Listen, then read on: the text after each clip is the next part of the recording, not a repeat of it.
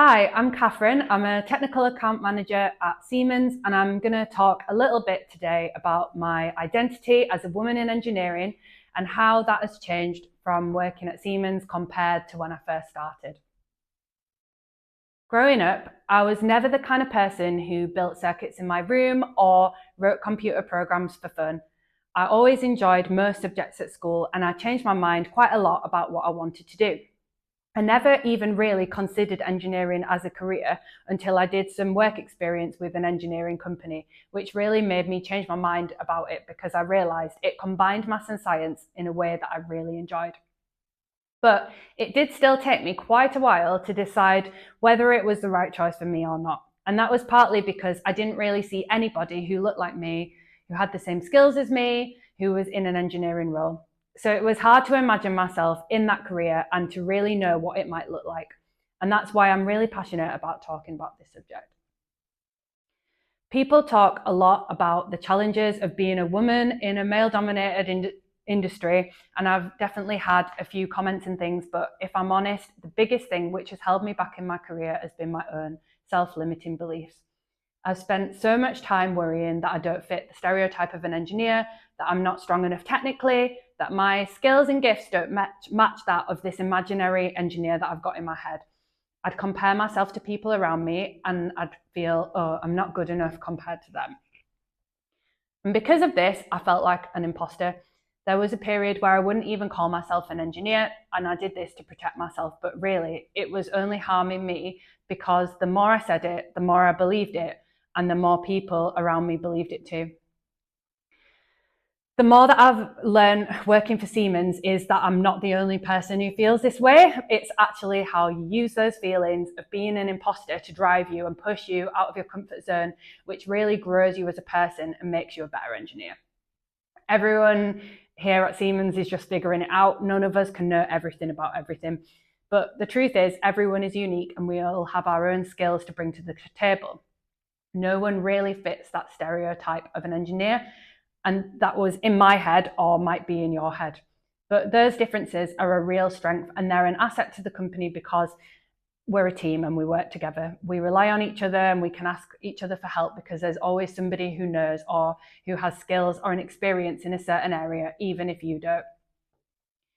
And when I first started my first job in technical support, so after I finished the graduate scheme, I always had lots of doubts that crept up about whether or not I was right for the job or if I was a good enough engineer.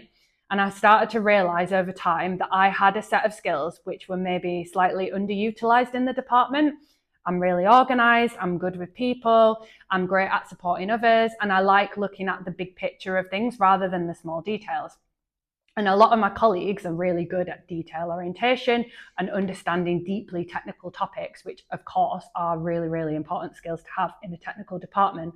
But I soon found that I could pick up some of the project management, mentoring, organization topics, and this would really contribute and enhance the skill set of the whole department. And having a diverse set of skills which complement each other in a team makes us all better engineers. I also found that I had a really big passion for technology and especially helping people, so helping our customers with pulling data out of their systems. And I found my people skills and my ability to explain things in a really simple way invaluable to my job. And gradually over time, my confidence and abilities grew and grew, and those imposter feelings came up less and less. And recently, I've just moved into a new job as a technical account manager at Siemens in the food and beverage vertical, and I found this to be a really perfect combination of being technical but also being people focused. It's a hybrid role of engineering and sales. My job is basically to help food and drink manufacturers make things more efficiently, and it's been really interesting to get to see behind the scenes of how all our favourite foods are made. One big aspect of my job is being able to ask questions and understand what my customers' challenges are with their processes so I can give them the right technical solutions. Of course, I've still had moments where I felt that like rising panic in a meeting where somebody's asked me a question and I don't really know the answer to it and I think, oh no, I can't do this. But with time, I'm learning to take a deep breath and that it's all right to park the question, go out and find out or confirm the answers later, or even to bring in a colleague who might be an expert in that topic later on. I'm really privileged to have had lots of managers and mentors and peers over my time at Siemens so far who've encouraged me and helped me. So that's why I'm proud to say today that I'm an engineer. And this is definitely an ongoing process for me, but I think the biggest difference is not that I'm now an uber confident person who thinks they're amazing at everything, but that I'm learning to be somebody who can say, I'm not sure about that. Can you show me? I'd love to learn. And that's what I'd say to any young girls who are thinking about a career in engineering, is to stay curious and ask questions. And also that your career is not always a straight line. It's not like you get on a rocket ship and you're going to Mars and that's it. You've chosen your career, you're stuck in that forever. But actually your career is more like when you get on a train, you can get off at any platform, you can go back in another direction, you can change your mind. And engineering careers are always a bit like that, because there's such a wide variety of roles within the engineering sector, and there's something that's right for everyone's skill set.